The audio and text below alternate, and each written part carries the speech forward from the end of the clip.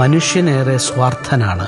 പക്ഷേ കൊടുക്കുന്നതിൽ സമൃദ്ധി കണ്ടെത്തിയ ഈശോ കാൽവരിയിൽ തൻ്റെ മേലങ്കി മുതൽ സ്വന്തം അമ്മയെ വരെ നമുക്ക് ദാനമായി നൽകി. ഞാൻ ക്രിസ്ത്യാനിയാണെന്ന് ഏറ്റുപറയാൻ ക്രിസ്തുവിൻ്റെ ഈ മനോഭാവം മാത്രം മതി. ഈശോയുടെ മാധുര്യമുള്ള ഹൃദയമേ, എൻ്റെ സ്നേഹമായിരിക്കണമേ. ചോരവാർക്കുന്ന ഹൃദയം, തിരുഹൃദയം,